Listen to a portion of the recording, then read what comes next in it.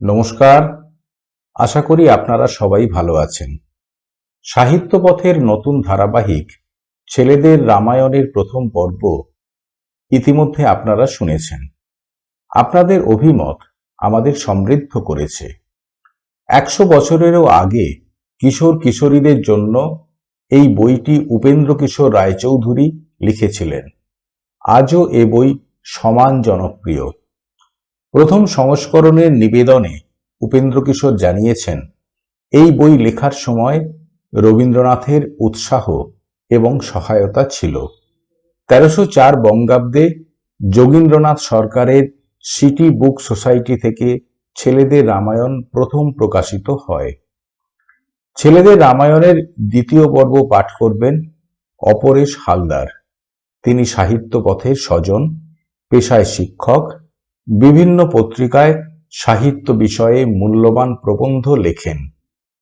অপরেশ বর্তমানে পিএইচডি ছাত্র। অনুষ্ঠানটি সম্প্রচারিত হচ্ছে সাহিত্য পথের ইউটিউব চ্যানেল এবং ফেসবুক পেজে। শুরু হচ্ছে আজকের অনুষ্ঠান ছেলেদের রামায়ণ দ্বিতীয় পর্ব। मंगल भवन मंगल हारी द्रवहु सुदशरथ जड़ बिहारी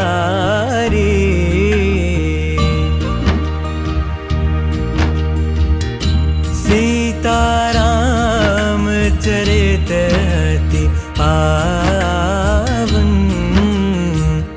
मधुर सरस अरु अति मन भावन। যজ্ঞের দিন ভোরে উঠিয়া রাম লক্ষ্মণ বিশ্বামিত্রকে বলিলেন, মুনি ঠাকুর, রাক্ষসেরা কখন আসিবে ঠিক করিয়া বলিয়া দিন। বিশ্বামিত্র তখন চক্ষু বুজিয়া বসিয়াছিলেন। রাম লক্ষ্মণের কথায় কোনো উত্তর দিলেন না। অন্য মুনিরা বলিলেন, রাজপুত্র, উনি মৌনে বসিয়া আছেন, উহাকে 6 রাত্রি ঐরূপ চুপ করিয়া থাকিতে হইবে, কথা বলিতে পারিবেন না। এই 6 রাত্রি তোমরা খুব সাবধান হইয়া তপবন পাহারা দাও। রাম লক্ষ্মণ তখনই অস্ত্র শস্ত্র লইয়া পাহারা দিতে আরম্ভ করিলেন। দিন নাই রাত নাই, চোখে ঘুম নাই, খালি কখন রাক্ষস আসে সেদিকেই তাহাদের মন।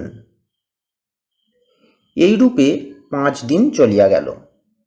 6 দিনের দিন তাহারা আরও বেশি করিয়া পাহারা দিতে লাগিলেন।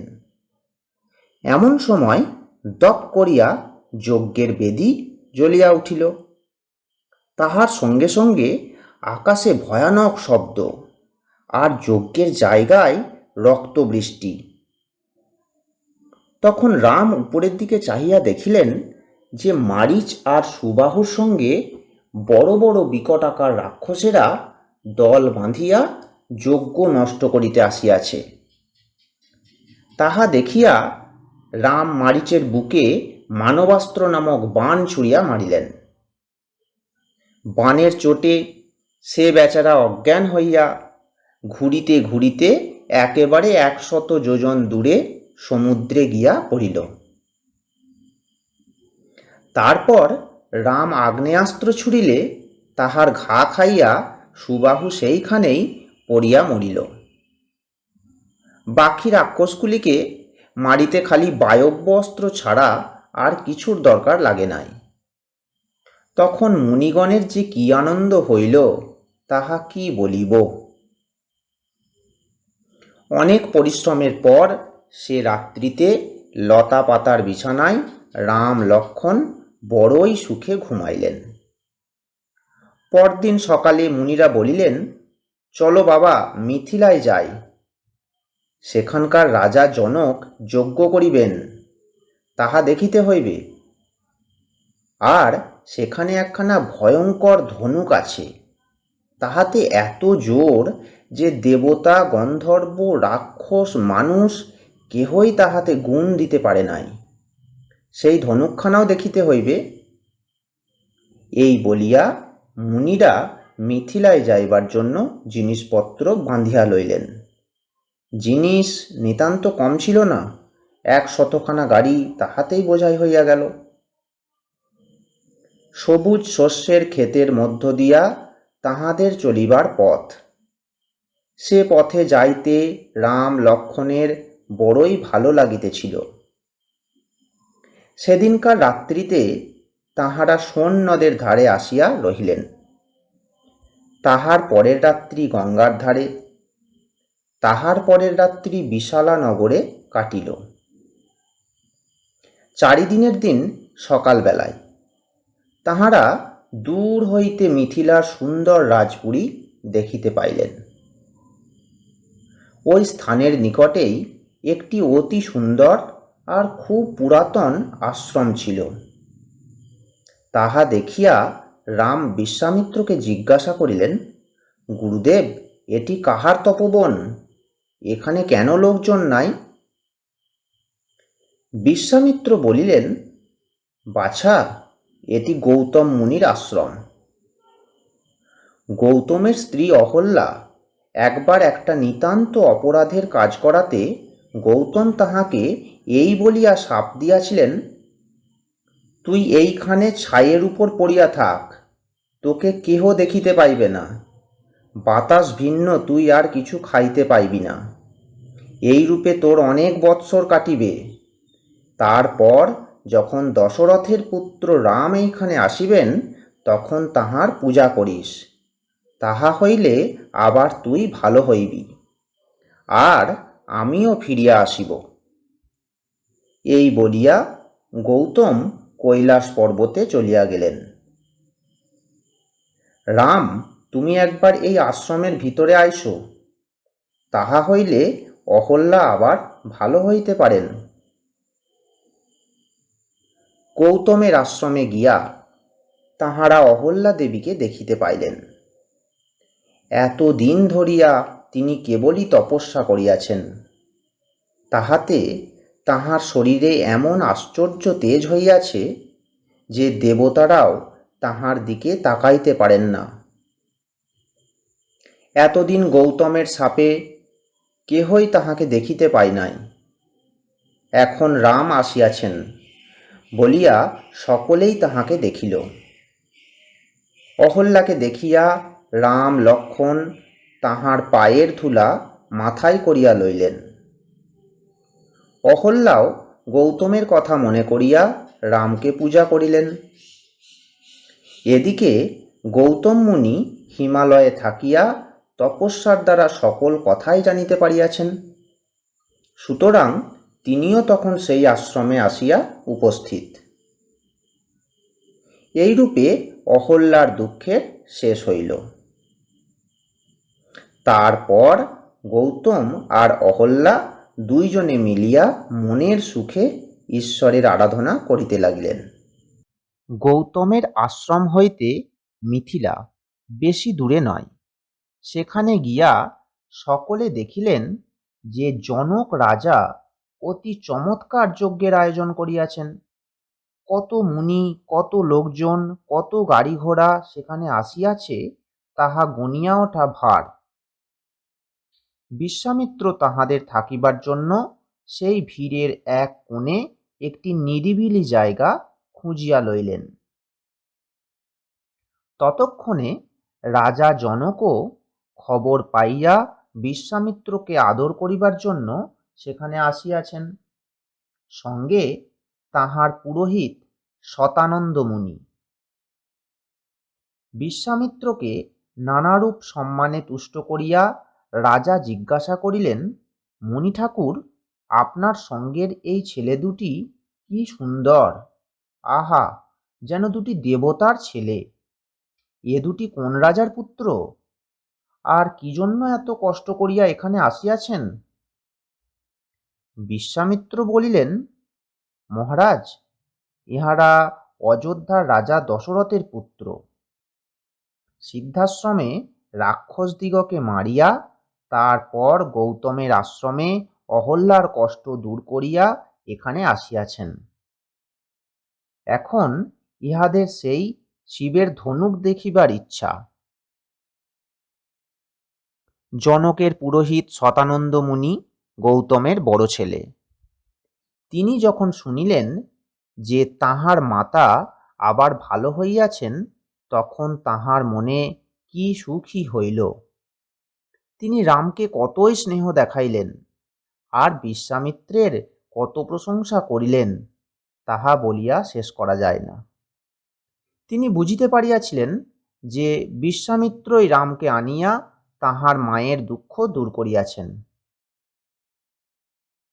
পরদিন সকালবেলায় বিশ্বামিত্র জনককে বলিলেন, মহারাজ, সেই ধনুকখানি রাম লক্ষ্মণ একবার দেখিতে চাহেন।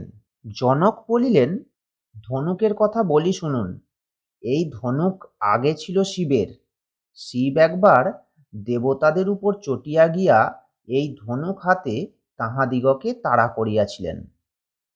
কিন্তু দেবতারা অনেক মিনতি করাতে খুশি হইয়া ধনুকখানা তাহাদিগকেই দিলেন। দেবতারা আবার রাজা দেবরাতের নিকট তাহা রাখেন। এই দেবরাত আমার পূর্বপুরুষ। ইহার পর একদিন আমি লাঙল দিয়া যজ্ঞের স্থান চষিতেছিলাম। এমন সময় আমার লাঙলের মুখের কাছে পৃথিবী হইতে একটি পরমা সুন্দরী কন্যা উঠিল। সেই মেয়েটি এতদিনে আমার ঘরে থাকিয়া এখন বড় হইয়াছে। লাঙলের মুখে উঠিয়াছিল বলিয়া আমি তাহার নাম রাখিয়াছি সীতা। আমার প্রতিজ্ঞা এই যে, এই শিবের ধনুকে যে গুণ দিতে পারিবে, তাহাকেই এই মেয়ে দিব। তারপর কত রাজা আসিয়াছে, কিন্তু তাহারা ধনুকে গুণ দিবে কি তাহা তুলিতেই পারে না। তখন তাহারা ভয়ানক চটিয়া গিয়া আমার সহিত যুদ্ধ করিতে আসিল। আমি অনেক কষ্টে দেবতাদের সাহায্য লইয়া শেষে শত্রুদিগকে তাড়াই। এখন সেই ধনুক আমি রাম লক্ষ্মণকে দেখাইব। রাম যদি তাহাতে গুণ দিতে পারেন, তবে তিনি সীতাকে পাইবেন। তখন জনকের হুকুমে ধনুকখানা বাড়ির ভিতর হইতে বাহিরে আনা হইল। ৮ চাকার গাড়ির উপরে লোহার সিন্ধুকের মধ্যে ধনুকখানি রহিয়াছে। তাহা টানিয়া আনিতে ৫,০০০ জোয়ান কাহিল। রাম সেই ধনুক দেখিয়া কহিলেন, এটাতে গুণ দিতে হইবে নাকি? বিশ্বামিত্র আর জনক বলিলেন, হাঁ। এত বড় ধনুক তুলিতে রামের একটু কষ্ট হইলেও তাহার নিন্দার কথা ছিল না। কিন্তু কষ্ট হওয়া দূরে থাকুক, বরং সে কাজটা তাহার খুব সহজই বোধ হইল। যেই ধনুক তোলা, অমনি তাহাতে গুণ চড়ানো। তারপর গুণ ধরিয়া এক টান দিতেই ধনুক ভাঙিয়া একেবারে ২ খান। এমনই সহজে রাম সেই ধনুক ভাঙিলেন। কিন্তু রাম তাহা সহজে ভাঙিলেন বলিয়া তো ধনুকখানি সহজ ধনুক ছিল না। আর সে ধনুক ভাঙার ব্যাপারখানাও যেমন তেমন ব্যাপার হইয়াছিল বলিয়া মনে হয় না। কারণ তাহার শব্দে বিশ্বামিত্র, জনক আর রামলক্ষ্মণ ছাড়া সকল লোক চিৎপাত হইয়া পড়িয়া অজ্ঞান হইয়া গিয়াছিল। তখন জনক বলিলেন, রামের গায়ে আশ্চর্য জোর, এমন আর কাহারও নাই। আমি ইহার সঙ্গেই সীতার বিবাহ দিব। তখনই পত্র লইয়া দূতেরা দশরথকে আনিতে অযোধ্যায় চলিল। দশরথও তাহাদের মুখে সকল কথা শুনিয়া আর বিলম্ব করিলেন না। পরদিনই বশিষ্ঠ আর অন্য পুরোহিত ব্রাহ্মণ প্রভৃতিকে সঙ্গে লইয়া তিনি মিথিলা যাত্রা করিলেন। ধনরত্ন, গাড়ি ঘোড়া, সৈন্য সামন্ত কত সঙ্গে লইলেন তাহার লেখাজোখা নাই। মিথিলায় পৌঁছিতে তাহাদের 4 দিন লাগিল। রাজায় রাজায় দেখা হইলে একটা খুবই ধুমধাম হইয়া থাকে, সে আর কত বর্ণনা করিব। কিন্তু আসল কাজের কথাটা রামের বিবাহের কথা, সে বিষয়ের পরামর্শ কিরূপ হইয়াছিল বলিতেছি। জনক রাজার আর একটি মেয়ে ছিল, তাহার নাম উর্মিলা। তাহা ছাড়া জনকের ভাই রাজা কুশধ্বজের 2টি মেয়ে ছিল, তাহাদের নাম মান্ডবী আর শ্রুতকীর্তি। রাম, লক্ষ্মণ, ভরত, শত্রুঘ্ন এই 4টি ভাইয়ের সঙ্গে সীতা, উর্মিলা, মান্ডবী আর শ্রুতকীর্তি এই 4টি বোনের বিবাহ হইলে বেশ হয়। সুতরাং স্থির হইল যে রামের সহিত সীতার, লক্ষ্মণের সহিত উর্মিলার, ভরতের সহিত মান্ডবীর আর শত্রুঘ্নের সহিত শ্রুতকীর্তির বিবাহ হইবে। সুন্দর সময়ে অগ্নি সাক্ষী করিয়া মহা ধুমধামে শুভকার্য শেষ হইল। সেদিন মিথিলায় কি আনন্দই হইয়াছিল, যেদিকে তাকাও কেবলই আলো আর ধূপধুনা আর মুনি ঠাকুর আর শঙ্খ ঘণ্টা আর ঢাকঢোল আর হাতি ঘোড়া আর মিঠাই সন্দেশ আর ভিখারি বৈষ্ণব আর হাসি তামাশা, ছুটাছুটি, ভোজন ভোজন, কোলাহল কোলাহল আর কোলাহল। পরদিন সকালে বিশ্বামিত্র হিমালয়ে চলিয়া গেলেন। দশরথ অযোধ্যায় যাইবার আয়োজন করিতে লাগিলেন। জনক প্রত্যেক মেয়েকে কি দিয়াছিলেন শুনিবে? প্রত্যেক মেয়েকে তিনি 1 লক্ষ গরু দিয়াছিলেন, আর হাতি, ঘোড়া, সিপাহী, রূপা, মণি, মুক্তা, রেশমি কাপড়, কম্বল ইত্যাদি কত যে দিয়াছিলেন আমি তাহার হিসাব দিতে পারিব না। ইহার উপর আবার 100 করিয়া সখী, 100 দাসী আর 100 চাকর, এইরূপ আদর যত্ন করিয়া জনক সকলকে বিদায় করিলেন। দশরথ মনের সুখে অযোধ্যায় চলিলেন। এমন সময় দেখো কি সর্বনাশ উপস্থিত। পাখিরা চেঁচাইতেছে, জন্তুরা ছুটিয়া পালাইতেছে, পৃথিবী কাঁপিতেছে, ঝড় বহিতেছে, গাছ ভাঙ্গিয়া পড়িতেছে, সূর্য ঢাকিয়া গিয়াছে, চারিদিক অন্ধকার, সকলে ভয়ে অস্থির, না জানি এরপর কি বিপদ হইবে। বিপদ যে কি তাহা জানিতেও বিলম্ব হইল না, কারণ তখনই পরশুরাম আসিয়া উপস্থিত। যে মানুষ পথ দিয়া চলিবার সময় এমন কাণ্ড হয়, তিনি যে কেমন ভয়ঙ্কর লোক তাহা বুঝিতেই পারছ। তাহার শরীরটা যেন একটা পাহাড়, চোখ দুটো যেন আগুনের গোলা, হাতে একখানি ধনুক আছে, তাহা সেই জনক রাজার ধনুকের চেয়ে নিতান্ত কম নহে। আর একখানা কুড়াল যে আছে তাহার কথা কি বলিব। কুড়াল কাঁধে ফিরেন বলিয়া তাহার পরশু অর্থাৎ কুড়ুলে রাম এই নাম হইয়াছে। পরশু অর্থে কুড়াল। এই কুড়াল দিয়া তিনি 1 বার নয় 2 বার নয় ক্রমাগত 21 বার ক্ষত্রিয়দিগকে কাটিয়া কাটিয়া খণ্ড করিয়াছেন। তাহাদের অপরাধ এই যে কার্তবীর্যার্জুন নামক তাহাদের একজন তাহার বাপ যমদগ্নি মুনিকে মারিয়া ফেলে। এতদিনে তাহার রাগটা একটু কমিয়া গিয়াছে, এখন আর ক্ষত্রিয় দেখিলেই তাহাকে ধরিয়া মারেন না। কিন্তু রামের উপর তিনি বড়ই চটিয়া গিয়াছেন। তিনি আসিয়া রামকে সম্মুখে দেখিতে পাইয়াই বলিলেন, তুমি নাকি বড় বীর হইয়াছ, শিবের ধনুক ভাঙিয়াছ। বটে, আচ্ছা আমি এই আর একখানি ধনুক আনিয়াছি, এখানিতে একবার তীর চড়াইয়া টানো দেখি, যদি পারো তবে তোমার সহিত যুদ্ধ করিব। ইহা শুনিয়া দশরথের বড় ভয় হইল। তিনি মনে করিলেন, না জানি এই সর্বনেশে মানুষ রামের কি ভয়ানক অনিষ্টই করিবেন। তাই তিনি রামকে ছাড়িয়া দিবার জন্য পরশুরামকে অনেক মিনতি করিলেন, কিন্তু পরশুরাম কি তাহা শোনেন?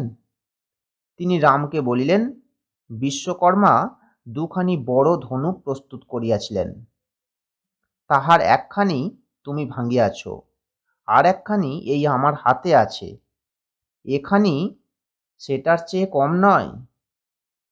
এখন বলিতেছি, আমার এই ধনুকখানিতে তীর চড়াও, দেখি কেমন ক্ষত্রিয়। ক্ষত্রিয়কে দেখি তুমি কেমন ক্ষত্রিয় বলিলে বড়ই অপমানের কথা হয়। সে তাহা কিছুতেই সহিয়া থাকিতে পারে না। কাজেই তখন রাম বলিলেন, আচ্ছা তবে দেখুন। এই বলিয়া তিনি ধনুকখানি লইয়া তাহাতে গুণ দিলেন। তারপর একটি বাণ তাহাতে চড়াইয়া বলিলেন, মুনি ঠাকুর, আপনি ব্রাহ্মণ, আমার গুরুলোক, তাই এই বাণ আমি আপনার উপর ছুড়িতে ইচ্ছা করি না, কেননা তাহা হইলে আপনি মরিয়া যাইবেন। তবে আপনি তপস্যা করিয়া যে সকল জায়গা পাইয়াছেন, আমি ইচ্ছা করলে তাহা নষ্ট করিয়া দিতে পারি। না হয় আপনার আকাশে চলাফেরার পথ বন্ধ করিয়া দিতে পারি। এখন বলুন, ইহার কোনটা করিব? এতক্ষণে পরশুরামের সে রাগ নাই, তিনি খুবই জব্দ হইয়া গিয়াছেন। তাই তিনি নরম হইয়া বলিলেন, রাম, আমার তপস্যায় পাওয়া স্থানগুলিই না হয় নষ্ট করিয়া দাও, কিন্তু আমার পথ আটকাইও না, তোমার ভালো হোক। আমি বুঝিতে পারিয়াছি তুমি যে সে লোক নও। সুতরাং রাম তীর ছুড়িয়া পরশুরামের তপস্যায় পাওয়া জায়গাগুলি নষ্ট করিয়া দিলেন, তাহার পথ আটকাইলেন না। তখন পরশুরাম সেখান হইতে চলিয়া গেলেন। আর সকলে অযোধ্যায় চলিয়া আসিল। তারপর রানীরা কত আদর করিয়া বউ লইলেন, সে আর বেশি করিয়া কি বলিব। সে সময় পূজা অর্চনা, গান বাজনা, আমোদ আহ্লাদ অবশ্যই হইয়াছিল। রানীরা বউদিগকে আশীর্বাদ করিয়া বসন ভূষণ কত কি দিয়াছিলেন, সে খবর কে রাখে। আমি কেবল ইহাই জানি যে ইহার কিছুদিন পরে ভরত আর শত্রুঘ্ন মামার বাড়ি বেড়াইতে গেলেন। ओ मंगल भवन अमंगल हारे, द्रवहु सुदशरथ अजर बिहारी।